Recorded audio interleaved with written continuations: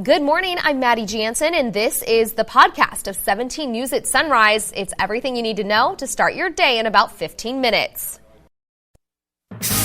Working in the spirit of the Golden Empire, this is 17 News at Sunrise.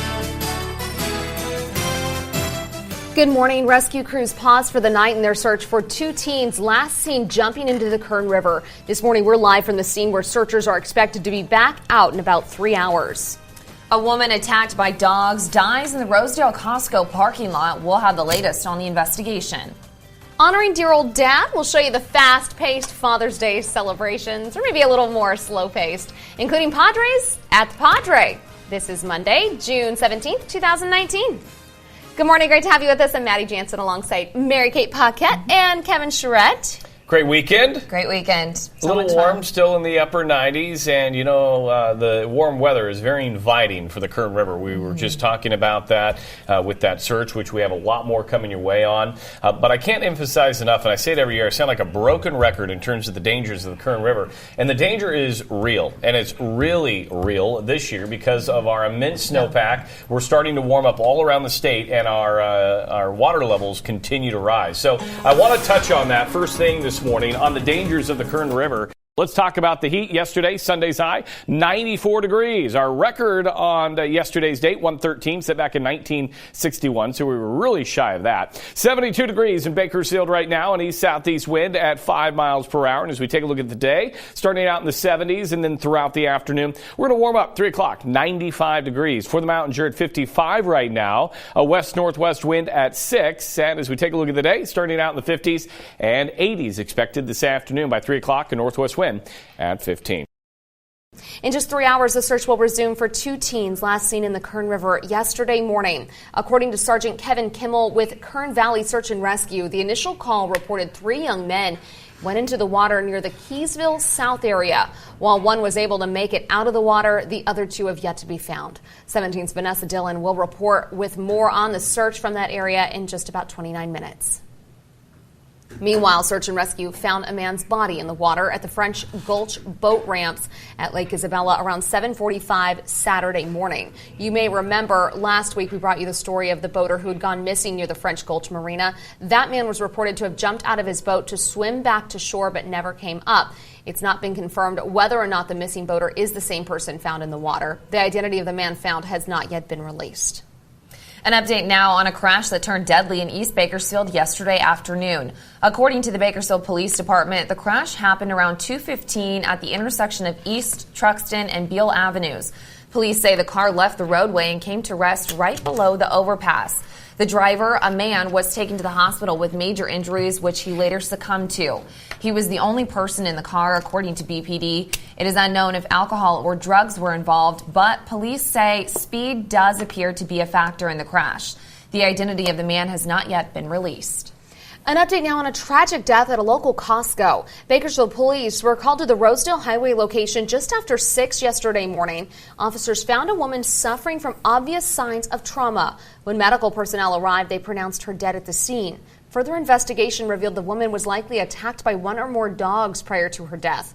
Police say animal control officers located and caught the dogs involved. The exact cause of the woman's death is not known. The identity will also be released at a later time. Before you whip up your breakfast this morning, we take a look at a pair of grocery recalls. El Monterey frozen breakfast wraps are being pulled off the shelves across the country because they may have pieces of material in them, including small rocks. The recall affects the 8-pack family size of the egg, potato, bacon, and cheese wrap. Reese Food Products produced the wraps in January. The USDA says Reese Foods advised them that it had received 3 consumer complaints about the wraps. And the owner of Ragu is recalling some of its jars of pasta sauce over the possibility they may contain fragments of plastic. Miss Can America says it has no reports of injuries or complaints, and the voluntary recall was launched out of an abundance of caution. It says the sauces produced earlier this month were distributed nationally. The recall involves 4 specific varieties: chunky tomato, garlic and onion, Old World style traditional, and Old World style meat sauces. 5:06 now. Was a busy weekend around town as many took a moment to celebrate dear old Dad. It all kicked off with a first-of-its-kind race Saturday morning at the park at Riverwalk. Hundreds grabbed their sneakers and headed to support Zero Prostate Cancer.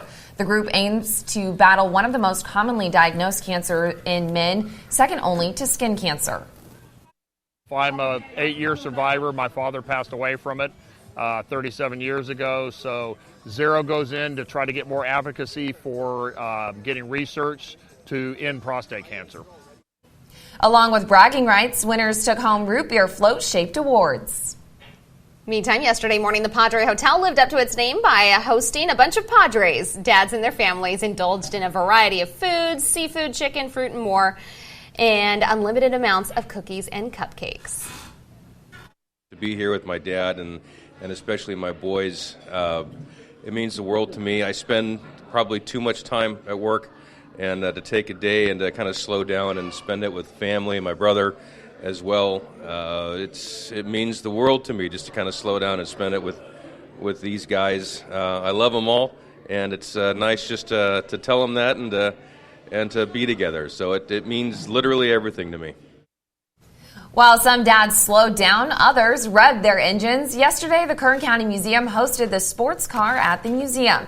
The exotic car show included Corvettes, Ferraris, Mustangs, and British cars of all kind. The event had a little something for everyone, including food from a local favorite, Chuy's. The 45th Annual Emmy Awards celebrating excellence in the Pacific Southwest region was held Saturday night, and 17's Olivia LaVoice and our promotions editor, Steve Womack, were recognized for their work on two stories. The two Jane Doe's Murdered and Forgotten story that has gained national attention, and their work on Death Row, Questionable Conviction, the story about a death row inmate, Vicente Benavides. He was freed after decades of imprisonment after the state Supreme Court and the prosecuting agency dismissed all charges. Olivia wrote of her win on social media, saying, "Working to get answers for people who desperately need them is the only type of reporting I can imagine doing." Both of those award-winning stories are on our website, KGET.com. Today, a community rally for the National Alliance on Mental Illness, promoting awareness of mental illness treatment and recovery, starting at 6 in the evening. And we're taking a look at your week ahead, some events going on around town. Tomorrow, the community-wide blood drive continues. The first one to take place at 8 in the morning at the Kern High School District. The second will be at the Bolthouse Donor Center starting at 4 in the afternoon. Don't forget, there are lots of giveaways all month long if you donate blood. Wednesday, Books in Motion, a performance of color dance at the Baker branch of the Kern County Library, begins at 11 in the morning. Plus, Delano branch will have Goldilocks and the Three Bears at 3 p.m. Thursday, Concerts by the Fountain at the Marketplace will feature high-octane Motown and R&B with Foster Campbell and Friends. That starts at 7 p.m. Friday, bring your picnic gear, lawn chair, and blankets to Movies in the Park. A free showing of Hotel Transylvania 3 Summer Vacation will be playing at Jefferson Park. And Saturday, the 26th Annual Mud Volleyball Tournament is back. The all-day event helps keep doors open for the Epilepsy Society. And on Sunday, the Bakersfield Municipal Band will be performing at Beale Park Amphitheater. That's free admission as well and starts at 7. Welcome back. In your 17 Health Watch, many of the products we use to look and smell better may be putting young children at risk. A new study from Nationwide Children's Hospital reveals injuries involving personal care products send a child to the ER every 2 hours.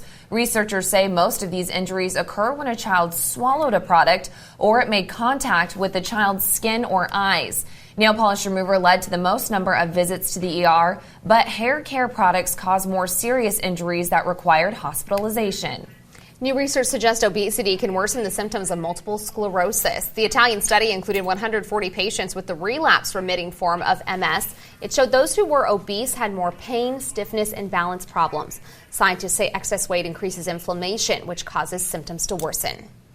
Lastly, a warning for Americans traveling to Europe this summer. There has been a record number of measles cases in the region, including the Ukraine, France, Greece, and Italy. The CDC says U.S. travelers should receive all of the recommended vaccinations before leaving and pay attention to any symptoms when they return. Anyone who develops a fever and rash should see a doctor immediately. There were over 41,000 measles cases reported in Europe from January to June of last year. That's the most since the 1990s. Welcome back. Kids and teens who get free or reduced lunch during the school year can get free meals this summer. Families just need to know where to find them. Just because school is out doesn't mean children can't get the same free or reduced cost meals they rely on during the school year. Any child 18 years old and younger can eat free at designated sites across the country. The Summer Food Service Program, also known as Summer Meal Program, is a federally funded state-administered program. In 2018, the Summer Food Service Program provided nutritious meals and snacks to more than 2 million children during summer vacation. To find an improved location in our area, log on to our website, kget.com. The cost of summer camp for your kids could pay off come tax time. Working parents can save around $1,000 per child, up to 2 or more children, depending on their income. That's courtesy of the Child and Dependent Care Credit. There are some conditions. Overnight camps, for example, do not qualify, but summer day camps do qualify. Keep in mind that you must be working or actively seeking employment. Children have to be younger than 13, and if there is a stay-at-home spouse, the credit won't kick in. To learn more about the Child and Dependent Care Tax Credit, log on to irs.gov. There's some new data that shows nearly half of American workers are earning extra income on the side. Details now from Chris Clackham. Either because they want to or need the extra money, a new Bankrate.com survey finds nearly 5 out of 10 workers hold down another job or have a side hustle to earn the extra cash. And what's quickly becoming a popular side hustle is what's called peer-to-peer car sharing. People who own cars and who don't really use them on a regular basis to be able to share them with others and earn money with their cars. Andre Haddad is CEO of the car-sharing company Turo. It's been around about a decade and currently has some 300,000 people listing their cars for rent. Earning around $500 a month from sharing their cars with other neighbors or travelers who are visiting their town. So when I see a good side hustle, it's a no-brainer for me. Trace Manning of Charlotte signed up and listed his Escalade with Turo to supplement the income he gets from his full-time job. Turo will give you an estimated trip rate, and when I saw that it was over $150 a day, I was like, why not? Turo's cut includes insurance for both owner and renter, and like other car-sharing companies, offers dream car experiences for those who just want to ride in style. Chris Clackham, NBC News. Car-sharing companies are facing major resistance from the $30 billion a year car rental industry. In fact, in 34 state legislatures, lawmakers are considering bills that would require companies like Turo to play by the rules established for rental car companies, paying the same taxes and following the same safety requirements.